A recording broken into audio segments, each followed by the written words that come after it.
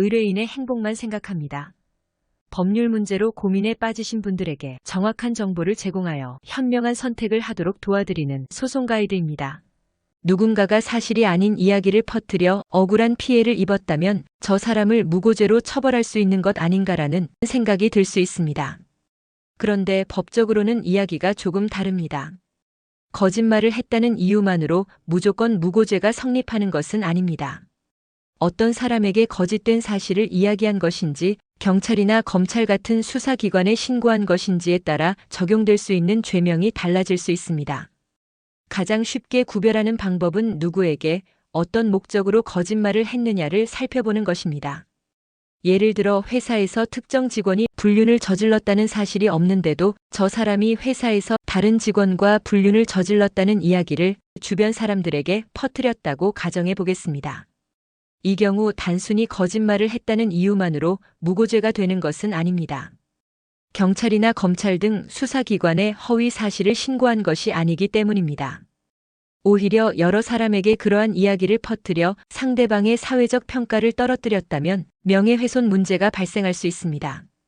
반대로 실제로는 아무런 범죄를 저지르지 않은 사람이라는 것을 알면서도 경찰에 찾아가 저 사람이 내 물건을 훔쳤습니다 라고 거짓으로 신고하고 처벌받게 만들려고 했다면 이야기가 달라집니다.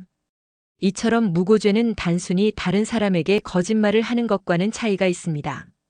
무고죄가 문제되려면 기본적으로 허위의 사실을 신고해야 하고 그 신고가 형사처분이나 징계처분을 받게 할 목적으로 이루어져야 하며 수사기관이나 그 밖의 공무소 또는 공무원에게 신고하는 행위가 있어야 합니다.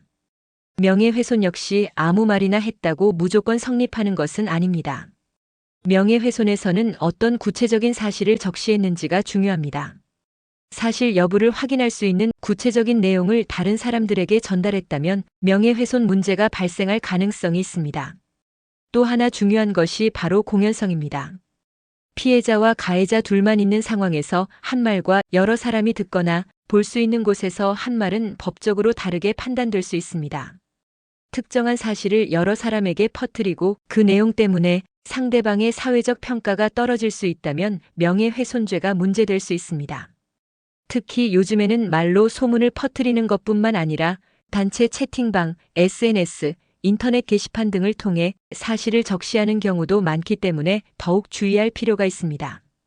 반대로 사실이라고 믿고 있었던 내용이라면 무조건 처벌되지 않는다고 단정할 수도 없습니다. 명예훼손은 구체적인 사실관계와 전달 경위, 표현 내용 등에 따라 법적인 판단이 달라질 수 있기 때문입니다. 결국 두 죄를 구별할 때는 이렇게 생각하면 이해하기 쉽습니다. 수사기관에 거짓 사실을 신고해서 상대방을 처벌받게 하려 했다면 무고죄가 문제될 수 있고 다른 사람들에게 구체적인 사실을 퍼뜨려 상대방의 명예를 훼손했다면 명예훼손죄가 문제될 수 있습니다. 물론 실제 사건에서는 단순히 거짓말이었다는 사실 하나만 가지고 결론을 내릴 수 없습니다. 누가 어떤 말을 했는지, 누구에게 전달했는지, 그 내용이 객관적으로 사실인지, 신고나 발언을 한 목적이 무엇이었는지, 실제로 어떤 방식으로 전달됐는지 등을 종합적으로 살펴보게 됩니다.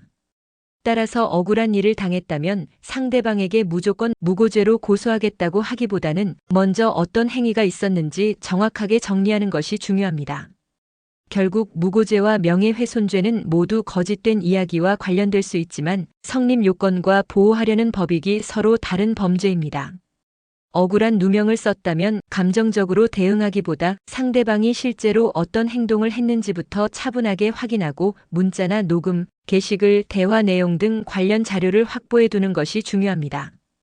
소송 가이드는 법률적으로 문제가 될 수 있는 부분에 관해 상세히 설명을 드리고 그 해결책에 관하여 근거 법령 및 관련 법령을 제시하는 길잡이를 해드립니다. 항상 노력하는 자세로 의뢰인의 이익을 최우선하는 모습을 보여드리겠습니다. 소송에 대한 자세한 상담을 원하신다면 변호사 상담 신청을 누르시고 더 많은 정보를 보고 싶으시다면 소송 가이드 카페를 방문하시면 됩니다. 내용이 마음에 드셨다면 구독과 좋아요, 알림 설정 부탁드립니다. 더 좋은 내용으로 찾아오겠습니다. 꼭 승소할게요.